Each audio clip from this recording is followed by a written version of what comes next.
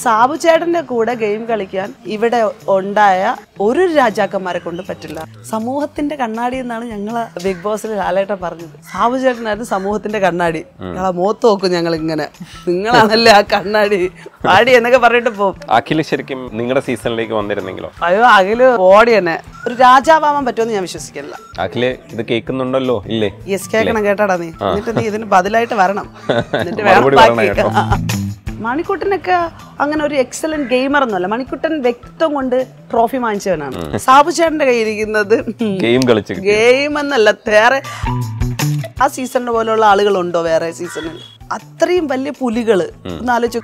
ആ പുലികളായിട്ടുണ്ടായിരുന്ന സ്ത്രീകളെയൊക്കെ വെറും എന്താ പറയാ അങ്ങനെ ആക്കി കളഞ്ഞു. സ്ത്രീ ആയാലും പുരുഷന്മാരായാലും എല്ലാവരും കൂടെ നിന്ന് കൂട്ടുകാരനെ വരെ എട്ടിന്റെ പണി കൊടുത്ത്. കണ്ടസ്റ്റൻസ് വൈസ് എല്ലാവരും എടുത്തു നോക്കിക്കഴിഞ്ഞാൽ കുറെ വേസ്റ്റ് ഉണ്ട്. അപ്പം അവര് ആർട്ടിസ്റ്റ് എന്നൊക്കെ പറഞ്ഞ് ശ്രീതു, അപ്സര ഇങ്ങനെയൊക്കെയുള്ള ആളുകൾ എടുത്തിട്ടുണ്ട്. അവരൊന്നും ഒന്നും ചെയ്യാനായിട്ട് ഞാൻ കണ്ടിട്ടില്ല. ജനങ്ങൾക്ക് വേണ്ടത് എന്റർടൈൻമെന്റ് ആണ്. പണ്ട് ബിഗ് ബോസ് പറയും ഇങ്ങനെ ചെയ്യൂന്ന്. ഇപ്പൊ ബിഗ് ബോസ് പകുതി പണി കൊടുത്തിരിക്കുന്നത് കണ്ടസ്റ്റൻസിന്റെ കയ്യിലാണ്. പ്രശ്നങ്ങൾ ഉണ്ടാവാനുള്ള നല്ല സാധ്യതകളുണ്ട്. അത്രയും നല്ല എക്സലന്റ് ആയിട്ടുള്ള കണ്ടസ്റ്റൻസും ഉണ്ടായിട്ട് ഒന്നും ചെയ്യാൻ പറ്റിയില്ല.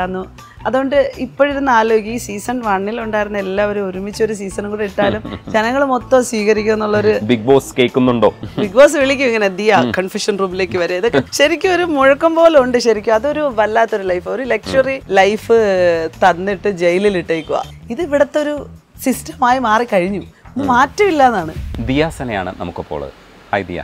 ഹലോ. ഈ ബിഗ് ബോസ് സീസൺ 1 വന്ന കണ്ടസ്റ്റൻസുകൾക്ക് ഒരു പ്രത്യേകതയുണ്ട്. അത് സീസൺ 1 ആണ്. ഇപ്പൊ 6 എത്തി നിൽക്കുന്നത്. ഇതുവരെയുള്ള ബിഗ് ബോസുകളിൽ പല ഹീറോസ് ഉണ്ടായിട്ടുണ്ട്, പലതരത്തിൽ ആക്സെപ്റ്റൻസ് ഉള്ളവരുണ്ടായിട്ടുണ്ട്. ഇപ്പോൾ സീസൺ 6 കണ്ടു തുടങ്ങിയോ? എന്താണ് സീസൺ 6 കുറിച്ചുള്ള ഒരു വിലയിരുത്തൽ? ബിഗ് ബോസ് ആക്ച്വലി ഒരു ലൈഫായി മാറി, ലൈഫിന്റെ ഒരു പാർട്ടായി മാറി. ഇന്ന് ഞാൻ ബിഗ് ബോസിൽ പങ്കെടുത്തത് കൊണ്ട് അന്ന് ഒന്നും ചെയ്യാൻ പറ്റിയിട്ടില്ല എന്നാണ് ഞാൻ ഇന്ന് ചിന്തിക്കുന്നത്. ഒന്നും ചെയ്യാൻ പറ്റില്ല. അത്രയും വലിയൊരു ബിഗ്ഗസ്റ്റ് പ്ലാറ്റ്ഫോമും അത്രയും നല്ല എക്സലൻ്റ് ആയിട്ടുള്ള കണ്ടസ്റ്റൻസും ഉണ്ടായിട്ട് ഒന്നും ചെയ്യാൻ പറ്റിയില്ല എന്ന്. അതുകൊണ്ട് ഇപ്പോഴിരുന്ന് ആലോചിക്കും, ഈ സീസൺ 1 ഉണ്ടായിരുന്ന എല്ലാവരും ഒരുമിച്ച് ഒരു സീസണും കൂടെ ഇട്ടാലും ജനങ്ങൾ മൊത്തം സ്വീകരിക്കും എന്നുള്ളൊരു. ബിഗ് ബോസ് കേൾക്കുന്നുണ്ടോ? അതെ അതെ അതെ അതെ. ബിഗ് ബോസ് വിളിക്കും ഇങ്ങനെ ദിയ കൺഫ്യൂഷൻ റൂമിലേക്ക് വരെ. ഇതൊക്കെ ഇപ്പോഴും നമുക്ക് ശരിക്കും ഒരു മുഴക്കം പോലെ ഉണ്ട്. ശരിക്കും അതൊരു വല്ലാത്തൊരു ലൈഫ്, ഒരു ലക്ഷറി ലൈഫ് തന്നിട്ട് ജയിലിൽ ഇട്ടേക്കുക. അങ്ങനത്തേതാണ്. പക്ഷെ ഞങ്ങളുടെ സീസണിലേ എല്ലാവർക്കും നല്ല രീതിയിലുള്ള പേയ്മെന്റും ഉണ്ടായിരുന്നു.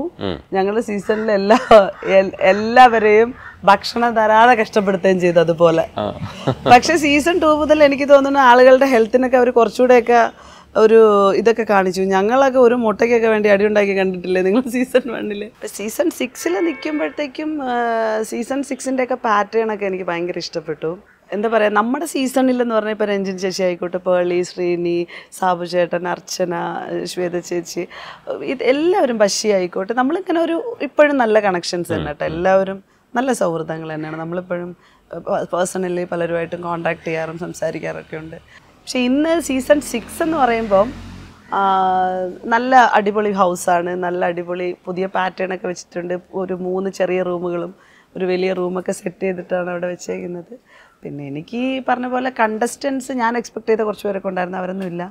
കണ്ടസ്റ്റൻസിന്റെ സെലക്ഷനിൽ എനിക്ക് വലിയ താല്പര്യക്കുറവുണ്ട്. ആൺകുട്ടികളൊക്കെ കൊള്ളാൻ തോന്നുന്നു. പെണ്ണുങ്ങളുടെ ഇതിനകത്തൊക്കെ ഒരു സീരിയൽ പോലെ ഒരു സാധനം, കുറേ സീരിയൽ ആർട്ടിസ്റ്റുകളുണ്ട്. ഭയങ്കര പൊട്ടൻഷ്യലുള്ള അടിപൊളി പിള്ളേരൊക്കെ ഉണ്ടായിരുന്നു കേട്ടോ. ഇവരൊക്കെ വരും നമ്മൾ എക്സ്പെക്ട് ചെയ്തിരുന്നിട്ടുണ്ടായിരുന്നു. ഈ ശ്രീലക്ഷ്മിനെ പോലുള്ള, അതുപോലെ സീക്രട്ട് ഏജന്റ് സായി, ഹൈദരലിക്ക, ഞാൻ കുറേ പേരെയൊക്കെ ഇങ്ങനെ എക്സ്പെക്ട് ചെയ്തിട്ടുണ്ട്. എൻ്റെ അടുത്ത് ചോദിച്ചാൽ ഞാൻ ഇങ്ങനെയൊക്കെയുള്ള ലിസ്റ്റുകൾ പറയും. നമ്മുടെ ഷാലുപ്പയാട്, ഇങ്ങനെയൊക്കെ മുകേഷ്, മസ്താനി എന്ന് പറഞ്ഞിട്ടൊരു ആങ്കർ ഒരു കൊച്ചുണ്ടല്ലോ, അത് അങ്ങനെയൊക്കെ കുറച്ച് പാറ്റേൺ ഉണ്ട്. അത് ഭയങ്കര രസമായിരുന്നു. അതൊക്കെ ഉണ്ടായിരുന്നെങ്കിൽ തീർത്തന്നായിരുന്നു. ഇത് വൻ ആർട്ടിഫിഷ്യാലിറ്റിയാണ് കാണുന്നത്. പിന്നെ ഈ പറഞ്ഞതുപോലെ ലൈവിൽ നമുക്ക് എന്തെങ്കിലുമൊക്കെ വേണമല്ലോ. അതുകൊണ്ട് ഇപ്പം എനിക്ക് തോന്നുന്നു ആ സിജോ, ജാസ്മിൻ ജാഫർ, അതുപോലെ ഒരു രതീഷ് ചേട്ടൻ കൊള്ളാം.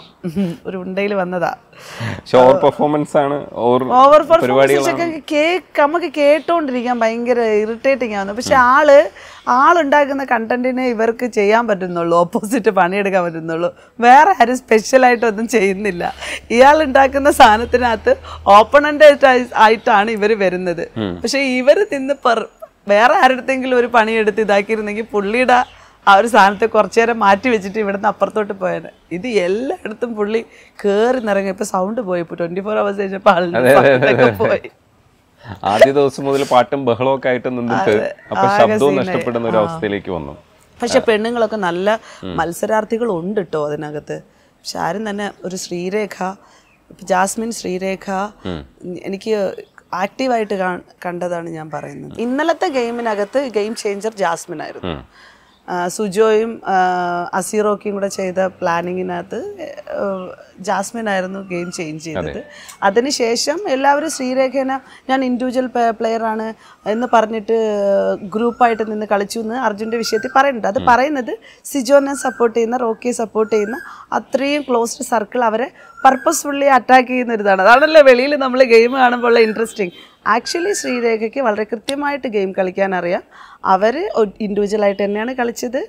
അർജുൻ്റെ ഒരു പേഴ്സണാലിറ്റിയും അവൻ്റേതായിട്ടുള്ളൊരു ക്വാളിറ്റിയും കണ്ട് അവർ എണ്ണി നോക്കി അവരുടെ ബോൾ എത്രയുണ്ടെന്ന്. അവർക്ക് 20, മറ്റേ 26 എണ്ണി നോക്കി അവരത് കുറവാണെന്ന് കണ്ട് തന്നെയാണ് അവർ ഇട്ട് കൊടുത്തത്. അല്ലെങ്കിൽ 26 അവർക്ക് ഉണ്ടായിരുന്ന അവരിന് 20 ആയിരുന്നെങ്കിൽ അർജുനോട് ചോദിച്ചിട്ടുണ്ടായിരുന്നു എനിക്ക് തരുമോ, ഉറപ്പായിട്ടും. അതിൽ അവർ രണ്ടിൽ ഏതെങ്കിലും ഒന്ന് അവിടെ നടന്നിട്ടായിരുന്നു. അത് ഈ ഓഡിയൻസ് പർപ്പസ്ഫുള്ളി ഹൈഡ് ചെയ്തുകൊണ്ടിരിക്കുകയാണ്. കാരണം അവിടെ സുജേനെ റോക്കിനെ സംരക്ഷിക്കണമല്ലോ ഇവിടെ. അപ്പോൾ ഒരു ഭൂരിപക്ഷം ഓഡിയൻസ് ഈ പറഞ്ഞ സാധനത്തിലോട്ട് വന്നു. പിന്നെ ടോക്സിക് എന്ന ലെവലിലേക്കൊന്നും ഒന്നുമില്ല. അത് അങ്ങനത്തെ ഒരു വർത്തമാന രീതികളൊന്നും മാറിയിട്ടില്ല. ടോക്സിക് എന്നത് ഗെയിമേഴ്സ് തന്നെയാണ് എല്ലാം. ഇപ്പം ഇന്ന് രതീഷ് അല്ല, എനിക്ക് പറ്റില്ല. എനിക്ക് എനിക്ക് അറിയുന്നതാ പേഴ്സണലി. എനിക്കൊരു രീതിയിൽ ഉൾക്കൊള്ളാൻ പറ്റുന്ന ഒരാളല്ല. ഞാൻ സുജോനെ പറ്റി പറഞ്ഞതാണ്. സിജോ ഒരു ടോക്സിക് രീതിയൊന്നും എനിക്ക് ഫീൽ ചെയ്യുന്നില്ല. അയാള് പറയുന്നുണ്ട്, കമ്മ്യൂണിക്കേറ്റ് ചെയ്യുന്നുണ്ട്. പക്ഷെ സിജോന്റെ അണ്ടറിലേക്ക് സിജോ പർപ്പസ്ഫുള്ളി അസീർ റോക്കിനെ കൊണ്ടുവന്നിട്ടുണ്ട്. പക്ഷെ അസീർ റോക്കിയുടെ ആളുകൾ പറയുന്നത് സിജോ എന്ന് ഇല്ല, സിജോയുടെ ഇതിനകത്ത് ഗെയിമിനകത്തേക്ക് കൊണ്ടുവന്നിട്ടുണ്ട്. പക്ഷെ ക്യാപ്റ്റനായിട്ട് ഫസ്റ്റിൽ ഇപ്പോൾ അർജുനെ സെലക്ട് ചെയ്ത് കഴിഞ്ഞപ്പോൾ അയാളുടെ മാനറിസം വെച്ചിട്ട് അയാൾക്ക് അത്രയും കപ്പാസിറ്റി ഉണ്ടോ? അയാൾ കുറച്ചുകൂടെ സോഫ്റ്റ് ആയിട്ടുള്ള ഒരു മനസ്സ് ഉള്ള ആളാണെന്നാണ് എനിക്ക് തോന്നുന്നത്. എന്താണ് ഫസ്റ്റ് ക്യാപ്റ്റൻസി എക്സ്പെക്ട് ചെയ്തിട്ടുണ്ടാവൂല. ആദ്യത്തെ ക്യാപ്റ്റൻ ആയതുകൊണ്ട് തന്നെ ഇവിടുത്തെ പാറ്റേൺ ഏത് രീതിയിൽ തുടക്കത്തിൽ കൊണ്ടുപോകണം എന്നുള്ള ഒരു കൺഫ്യൂഷൻ ആ കൊച്ചിന് എന്തായാലും ഉണ്ടാവും. കാരണം അവനൊരു സൈലന്റ് നേച്ചർ ആയിട്ടാണ് നമ്മൾ ഇതുവരെയും കണ്ടത്. മേ ബി എനിക്ക് തോന്നുന്നു കുറേ കാര്യങ്ങൾ ശ്രീരേഖ അവനോട് കമ്മ്യൂണിക്കേറ്റ് ചെയ്യുന്നുണ്ട്. നീ ഇങ്ങനെയൊക്കെ ചെയ്യുന്നൊക്കെ ലൈവ് കാണുന്നവർക്ക് അത് അറിയാൻ പറ്റും. അപ്പം അതുകൊണ്ട് തന്നെ അവൻ ഇനിഷ്യലി കുറച്ച് കാര്യങ്ങൾ ചെയ്യാനായിട്ട് ശ്രമിക്കുന്നുണ്ട്. ഇപ്പം അത് ആ വീട്ടിനകത്ത് ഒരു ക്യാപ്റ്റൻഷിപ്പ് ഇപ്പം സിജോൻ്റെ കയ്യിലോ ഈ പറഞ്ഞ ശ്രീരേഖയുടെ കയ്യിലോ ഒക്കെ കൊടുത്താൽ കുറച്ച് ബെറ്റർ ആയിട്ടുള്ള കാര്യങ്ങൾ ചെയ്യാൻ വേണ്ടിയിട്ട് ശ്രമിക്കും എന്നെനിക്ക് തോന്നിയിട്ടുണ്ട്. മീൻസ് അവർ കുറച്ചുകൂടെ ഇൻ്റലിജൻസ് ആയിട്ട് ചിന്തിക്കുന്നതായിട്ട് ഫീൽ ചെയ്തിട്ടുണ്ട്. അത് ഇപ്പം ഈ പറഞ്ഞ പോലെ ആരെയും രാജാവായിട്ടോ രാജ്ഞിയായിട്ടോ രാജാവായിട്ട് വാഴിക്കുക എന്നുള്ള ഒരു സംഭവത്തിലേക്കല്ല ഞാൻ പറയുന്നത്. ഒരു ക്യാപ്റ്റൻഷിപ്പിനെ എങ്ങനെയാണ് കൈകാര്യം ചെയ്യേണ്ടത് എന്നുള്ളത് അവർക്ക് മറ്റ് ആളുകൾക്ക് പറഞ്ഞു കൊടുക്കാൻ കുറച്ചുകൂടെ ബെറ്ററായിട്ട് പറ്റുമായിരുന്നു എന്ന് എനിക്ക് തോന്നി. ഈ സൗകര്യങ്ങൾ കുറഞ്ഞ 3 മുറി, സൗകര്യങ്ങളുള്ള ഒരു മുറി പുതിയ സ്ട്രാറ്റജിയാണ്, മാറ്റമാണ്. അപ്പം ആ മാറ്റം, അതായത് ആ സൗകര്യമുള്ള മുറിക്ക് വേണ്ടിയിട്ടുള്ള ഒരു മത്സരം അപ്പോൾ ഓൾറെഡി തന്നെ തുടങ്ങിക്കഴിഞ്ഞു. അപ്പം ഈ 3 റൂമുകാരും ഇതിനു വേണ്ടി ശ്രമിക്കും ഈ 4ാമത്തെ റൂമിൽ എത്താൻ വേണ്ടിയിട്ട്. അതെ, കാരണം എല്ലാ പവറും അവർക്കാ കൊടുത്തിരിക്കണം. പണ്ട് ബിഗ് ബോസ് പറയും ഇങ്ങനെ ചെയ്യൂന്ന്. ബിഗ് ബോസ് പകുതി പണി കൊടുത്തിരിക്കുന്നത് കണ്ടസ്റ്റന്റ്സിന്റെ കയ്യിലാണ്. പണി പകുതി കുറഞ്ഞു. അവർ കണ്ടസ്റ്റന്റിന്റെ കയ്യിൽ കുറച്ച് എന്നാ നീയൊക്കെ തന്നെ ചെയ്യടാ, എന്നാ കാണട്ടെ, ഒന്നാത് കണ്ടന്റ് ഇല്ല ഇവിടെ, അപ്പൊ നീയൊക്കെ ചെയ്യും, ഇവിടെ ഞങ്ങൾ ഇവിടെ ഇരുന്നോണ്ട് കാണട്ടെ നിങ്ങളൊക്കെ വർക്ക്. കാരണം അവിടുത്തെ ക്രൂ മെമ്പേഴ്സ് ഇല്ലേ, ബിഗ് ബോസ് ഹൗസിനകത്തെ ക്രൂ മെമ്പേഴ്സ്, അവർ തലച്ചോറ് ഉപയോഗിച്ച് ചെയ്യുന്ന പണി ഇപ്പൊ ഇതിന്റെ ഉള്ളിലാണ് വർക്ക് ചെയ്തോണ്ടിരിക്കണം. അവർ ചെയ്യുന്ന അതേ പണി ഇവരിവിടെ ചെയ്യുന്നുണ്ട്. ഇവിടെ വെളിയിലിരുന്നുകൊണ്ട് ഇവർക്ക് എക്സിക്യൂട്ട് ചെയ്താലല്ലേ ഓരോരുത്തരെ കൊണ്ട് കളിപ്പിച്ച് ഓരോ കണ്ടന്റ് ഉണ്ടാക്കിപ്പിക്കാൻ പറ്റത്തുള്ളൂ. ഒരുപാട് കഷ്ടപ്പാടാണ് വെളിയിലിരുന്ന് പണിയെടുക്കുന്നവർക്ക്. നമ്മളെ ഈ ക്രൂ മെമ്പേഴ്സിന് ഭയങ്കര കഷ്ടപ്പാടാണ് അകത്ത് നിന്ന് ഓരോ കാരണം ഒരു ദിവസം അവർക്ക് ഒരു പാറ്റേൺ ഓഫ് സ്ക്രിപ്റ്റ് കിട്ടണം. പക്ഷെ അത് ഇവർ ഉണ്ടാക്കുന്നതല്ല, അത് ഇവർ ഇതിനകത്ത് നിന്ന് നമ്മൾ ചെയ്ത് വെച്ച് കൊടുക്കണം. ഒരു സംഭവം ഒരു ദിവസത്തെ സ്റ്റോർ ചെയ്ത് വെക്കണം. അപ്പം അതിന് വേണ്ടി അവർ കഷ്ടപ്പെടലുണ്ട്. ഇപ്പം എന്താ സംഭവം എന്ന് വെച്ച് കഴിഞ്ഞാൽ നിങ്ങൾക്ക് തന്നെ തീരുമാനിക്കാം ആരെ കൊണ്ട് എന്ത് ചെയ്യിക്കണം, ആരെ കൊണ്ട് ഏത് ചെയ്യണം. ഇവരെ സേവ മുഴുവനും ഇനി അടുത്തുള്ളവരെ ചെയ്യേണ്ടത്. അപ്പം അവർ ചെയ്യുമ്പോൾ തന്നെ വീക്ക്ലി ടാസ്കിൻ്റെ അപ്പുറത്തേക്ക് അവിടെ പ്രശ്നങ്ങൾ ഉണ്ടാവാനുള്ള നല്ല സാധ്യതകളുണ്ട്. ഇപ്പോൾ ഈ ഹൗസിന്റെ വലിപ്പം കൂട്ടിയതുപോലെ തന്നെ ആഡംബരവും കൂട്ടിയിട്ടുണ്ട്. അതേപോലെ തന്നെ ഫുഡിന്റെ കാര്യത്തിലും ഒരു എന്തെങ്കിലും പുതിയ സ്ട്രാറ്റജി ഉണ്ടാവുമോ? എനിക്ക് ഇതിനെ പറ്റിയിട്ടൊന്നും, നമുക്ക് ഇന്നാണ് ലക്ഷറി ബജറ്റ് എന്ന് പറഞ്ഞിട്ടൊരു സംഭവമൊക്കെ അവർ എഴുതുന്നതായിട്ടൊക്കെ കണ്ടത്. 24/7 കുറച്ച് സമയങ്ങളൊക്കെയാണ് സാധാരണ കാണുന്നത്. ഞാൻ മല്ലു ടോക്സ് രേവതിയുടെ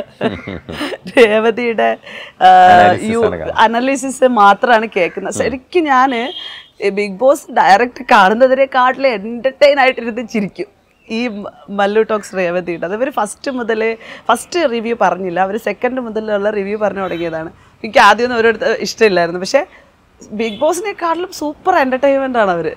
ഞാൻ അതിങ്ങനെ ഫോളോ അപ്പ് ചെയ്യും. അപ്പോൾ എനിക്ക് ഒരുവിധം സമയം കഴിയുമ്പോൾ ഉള്ള അപ്ഡേഷൻസ് ഇത് 5 മിനിറ്റ് 10 മിനിറ്റ് കേട്ടാൽ മതിയല്ലോ, അറിയാൻ പറ്റും. അങ്ങനെയാണ് കാണുന്നത്. പിന്നെ എന്തെങ്കിലും ഭയങ്കര പ്രശ്നമായിട്ട് വരുന്ന ഒരു സംഭവം ഉണ്ടെങ്കിൽ പ്രമോ വരുമല്ലോ, അപ്പം നമ്മളിങ്ങനെ വെയിറ്റ് ചെയ്തൊക്കെ ഇരിക്കും. നമുക്ക് സമയം ഉണ്ടെങ്കിൽ നമ്മൾ തുറന്നിരിക്കും, അത്രയേ ഉള്ളൂ. പക്ഷെ എനിക്ക് തോന്നുന്നു ഇപ്രാവശ്യത്തെ ഗെയിമിൽ ഒരു 3-4 പേര് ഒരുപോലെ നിന്ന് ഈ സീസൺ കൊണ്ടുപോകാൻ സാധ്യതയുണ്ട്. പക്ഷേ കണ്ടസ്റ്റൻസ് വൈസ് എല്ലാവരും എടുത്തു നോക്കിക്കഴിഞ്ഞാൽ കുറേ വേസ്റ്റ് ഉണ്ട് എന്നാണ് ഞാൻ പറഞ്ഞത്. നല്ല കണ്ടസ്റ്റൻസ് ഉണ്ട്. കുറച്ച് പേര് ഞാനിപ്പോൾ പറഞ്ഞില്ലേ, കുറച്ച് ആളുകൾ അങ്ങോട്ട് മാറ്റി കുറച്ച് പേര് അങ്ങോട്ട് കയറ്റിയിരുന്നെങ്കിൽ. ഇപ്പം അവർ ആർട്ടിസ്റ്റ് എന്നൊക്കെ പറഞ്ഞ് ശ്രീതു, അപ്സര ഇങ്ങനെയൊക്കെയുള്ള ആളുകൾ എടുത്തിട്ടുണ്ട്. അവരൊന്നും ഒന്നും ചെയ്യണമായിട്ട് ഞാൻ കണ്ടിട്ടില്ല. സുരേഷ്, പക്ഷെ സുരേഷൊക്കെ ഇന്ന് പിന്നെയും എന്തൊക്കെയോ ചെയ്യുന്നുണ്ട്. സംതിങ് ഓരോരുത്തരും ഓരോ വ്യത്യസ്തതകളാണല്ലോ. ചിലപ്പോൾ അവരെ കൊണ്ട് പറ്റുന്നതായിരിക്കും. പക്ഷെ ജനങ്ങൾക്ക് വേണ്ടത് എൻ്റർടൈൻമെൻ്റ് ആണല്ലോ. അപ്പോൾ അവർ എന്നും ഒരേ രാജാവിനെയും ഒരേ ആളുകളെയും കണ്ടുകൊണ്ടിരുന്ന ഈ പാറ്റേൺ, ഇത് ഇവിടുത്തെ ഒരു സിസ്റ്റമായി മാറിക്കഴിഞ്ഞു. ഇത് മാറ്റമില്ല എന്നാണ്. സമൂഹത്തിൻ്റെ കണ്ണാടി എന്നാണ് ഞങ്ങൾ ബിഗ് ബോസിൽ ലാലേട്ടൻ പറഞ്ഞത്. സമൂഹത്തിൻ്റെ കണ്ണാടിയാണ് ഒരു ബിഗ് ബോസ് ട്രോഫി എടുക്കുന്ന ആളെന്ന്. സാബു ചേട്ടനായിരുന്നു സമൂഹത്തിൻ്റെ കണ്ണാടി. ഞങ്ങളെ മുഖത്ത് നോക്കും ഞങ്ങളിങ്ങനെ, നിങ്ങളാണല്ലേ ആ കണ്ണാടി പാടി എന്നൊക്കെ പറഞ്ഞിട്ട് പോകും. പക്ഷെ സാബു ചേട്ടനൊക്കെ ഭയങ്കര നല്ല സൂപ്പർ ഹ്യൂമൻ ബീയിങ് ആണ് കേട്ടോ. ബിഗ് ബോസ് സീസൺ 6 വരെ എത്തുമ്പോൾ ഇപ്പം അഖിൽ, സാബു ചേട്ടൻ, ഈ പറയുന്ന പോലെ നമ്മുടെ മണിക്കുട്ടൻ, ഇങ്ങനെ ഒത്തിരി കണ്ടസ്റ്റൻസ് ആണ് മുന്നിൽ വന്നത്. റോബിൻ, ഇതിൽ ഏറ്റവും നല്ല ഒരാളിനെ കണ്ടുപിടിക്കാൻ പറഞ്ഞു കഴിഞ്ഞാൽ ആരായിരിക്കും നല്ല ഗെയിമറായിട്ട് തോന്നിയിട്ടുള്ളത്? അയ്യോ, എൻ്റെ സീസൺ ഉൾപ്പെടെയാണോ? സാബു ചേട്ടൻ. സാബു ചേട്ടൻ ഇല്ല, മണിക്കുട്ടനൊക്കെ അങ്ങനെ ഒരു എക്സലന്റ് ഗെയിമർ ഒന്നുമല്ല. മണിക്കുട്ടൻ വ്യക്തിത്വം കൊണ്ട് ട്രോഫി വാങ്ങിച്ചവനാണ്. അതായത് അവന്റെ ക്യാരക്ടർ ഭയങ്കരമായിട്ട് ആളുകൾക്ക് ഇഷ്ടപ്പെട്ട് ഒരു നല്ല മനുഷ്യൻ എന്ന് പറഞ്ഞു കൊടുത്ത ട്രോഫിയാണ് മണിക്കുട്ടന്റെ കയ്യിരിക്കുന്നത്. സാബു ചേട്ടന്റെ കയ്യിരിക്കുന്നത് ഗെയിം എന്നല്ല, വേറെ. അതായത് അത്രയും വലിയ പുലികള് ഒന്ന് ആലോചിച്ചു. ആ സീസണിന് പോലെയുള്ള ആളുകളുണ്ടോ വേറെ സീസണിൽ? അല്ല, ഞാൻ കുറച്ച് കേട്ടോ, ഒരിക്കലും അല്ല. എല്ലാ സീസണുകളിലെ ആളുകളും ഒരേ നല്ല ആളുകളൊക്കെ തന്നെ. ഞാൻ പറഞ്ഞത് എൻ്റെ സീസണിലുള്ള ആളുകളെന്ന് പറഞ്ഞാൽ ആ സമയത്തെ പുലികളാ.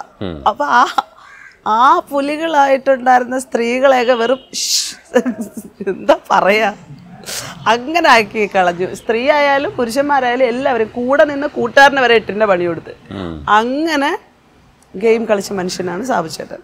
അപ്പം മാത്രമല്ല, സാബു ചേട്ടൻ്റെ കൂടെ ഗെയിം കളിക്കാൻ എൻ്റെ അഭിപ്രായത്തിൽ ഇവിടെ ഉണ്ടായ ഒരു രാജാക്കന്മാരെ കൊണ്ട് പറ്റില്ല എന്ന് ഞാൻ പൂർണ്ണമായിട്ട് പറയും. ലാസ്റ്റ് ടൈമിൽ അഖിൽ വന്നിട്ട് പറഞ്ഞായിരുന്നു. ഞാൻ അവരുടെ അടുത്ത് വിളിച്ച് പറയുകയും ചെയ്തടേ, എൻ്റെ ഫ്രണ്ടാണല്ലോ, ഞാൻ പറഞ്ഞിട്ടുണ്ടല്ലോ അഖിൽ എൻ്റെ ഫ്രണ്ടാണ്.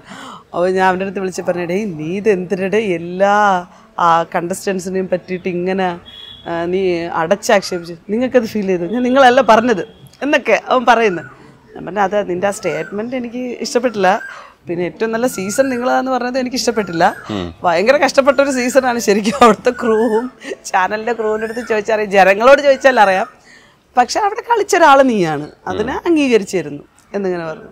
അഖിൽ ശരിക്കും ഈ നിങ്ങളുടെ സീസണിലേക്ക് വന്നിരുന്നെങ്കിലോ? അയ്യോ, അഖില് പോടി തന്നെ. അല്ല, അഖിൽ ഞങ്ങളെ സീസണിൽ വന്നിരുന്നെങ്കിൽ അഖിലിന് പറ്റത്തൊന്നുമില്ല. അഖില് സംസാരിക്കും. അഖിലിൻ്റെ ക്യാരക്ടർ ഇതിൽ തന്നെ നിൽക്കും, ഇങ്ങനെ ലൂപ്പായിക്കൊണ്ട് തന്നെ ഇരിക്കും. പക്ഷെ അഖിലിന് അതിനകത്തുനിന്ന് ഒരു രാജാവാൻ പറ്റുമെന്ന് ഞാൻ വിശ്വസിക്കുന്നില്ല. അതായത് അങ്ങനെ ബാക്കിയുള്ളവരെ വെട്ടി വീഴ്ത്തി അവന് മുകളിൽ കയറി വരാൻ പറ്റുമെന്ന് ഞാൻ വിശ്വസിക്കുന്നില്ല. ചിലപ്പോൾ അഖിലിന് സെൽഫായിട്ട് കോൺഫിഡൻസ് ഉണ്ടാവും, എന്നെ കൊണ്ട് പറ്റും എന്ന്. പക്ഷെ ഞാൻ വിശ്വസിക്കുന്നുണ്ടല്ലോ. യെസ്, കേൾക്കണം കേട്ടാടാ നീ. എന്നിട്ട് നീ ഇതിന് ബദലായിട്ട് വരണം, എന്നിട്ട് വേണം.